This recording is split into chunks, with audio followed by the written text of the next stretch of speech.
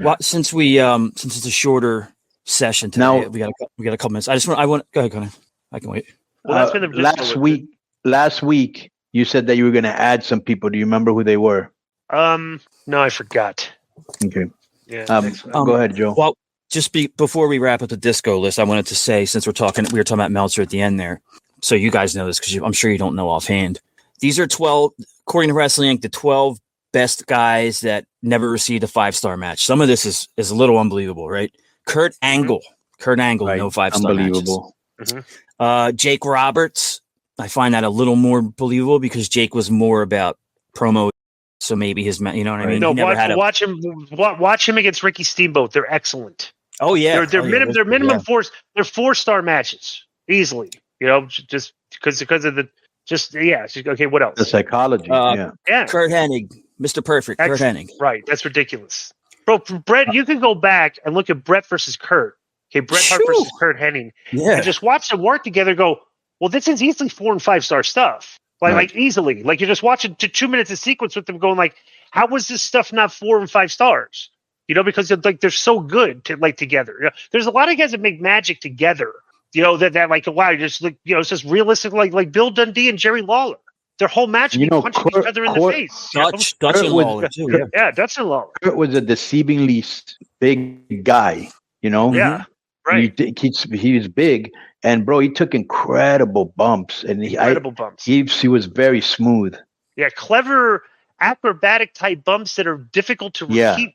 Remember when they would take his feet from underneath them, and he'd just do the whole flip. And he would take this thing when he would take the turnbuckle in the corner. He would jump onto the bottom rope and that was somersault out. Right, right, exactly. Yeah. You know, or Brett would throw him to do like a hair throw. And Kurt would back up and he would hit his on the post. You know what I mean? Like he was trying to get like really good stuff. Who else? Next guy is Edge, Adam Copeland. No 5-star matches. Kevin Owens. Okay. I mean, I think some of the and then Sammy's listed next. I was going to say Owens and Sammy had a match a few years ago on a WWE pay-per-view that I thought was, but you know. Right. So Owens and Sammy. Here's one. Wasn't an AEW banner, so this wasn't 5-star. Eddie Guerrero. Never had a 5-star match. You got to be kidding me. That's ridiculous, bro. That's absurd. Yep. See, bro, Dave, because this is the thing. Dave could look at the way he rates matches day and say, all right. Bro, and he's seen Eddie since he broke in. You got to go back and you got to change the ratings for a bunch of matches. You know, so let me ask you one match. Wait, one match. What did he give Rey Mysterio and Eddie Guerrero for that Halloween Havoc match? That's the 5-star match. I thought it was too. It must have been 4 3/4 or something. Let me see. Or maybe it was it wasn't in a WWE. It was a WWE. No, it was WCW. Yeah. Right. Maybe they're saying in WWE he didn't have a 5-star match. But I'll tell anybody this: just go back on YouTube. Okay, there's tons of these.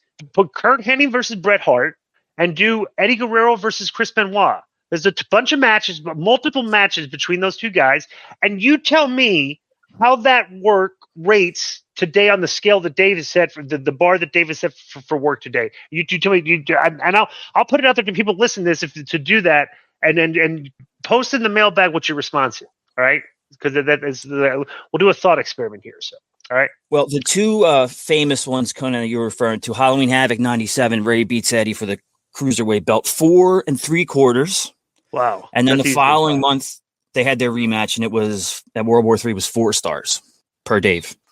Just a few more guys. El Desperado, but that's not. I don't. Who? Wait a minute. It says he's been the most dominant junior heavyweight in New Japan for the last 3 years. So he. I've heard of him, but I don't know. Yeah. Right. Then you got Triple H, no 5 stars. Okay, and Dean Malenko. Okay. And then Randy Savage. Yep. Oh, Savage. No. Savage. What? Time out. Oh, wasn't Savage in Steamboat 5? 4.5. At WrestleMania, that wasn't even a 5-star match? 4.5, yeah. It says let me tell you, that match is the most impressive, one of the most impressive matches in history for the pace that those guys worked at that night. It was unbelievable. I was like, It's like, for a guy that's worked before, like I'm looking at that going, how the hell did these guys keep that pace up? That's unbelievable. Here's the thing: all those guys that he mentioned, Eddie Guerrero and Kurt Hennig and Kurt Angle. Yeah. At the end of the day, we don't look at them who have the best 5-star matches. You just know they were great workers. Right, and those are the great best workers. Yeah, those are the benchmark guys. Yeah. All right. So, well, that's been and the last guy list. listed. Just one more. The last guy listed is Rob Van Dam. All right. Well, that's been the disco list. Boom.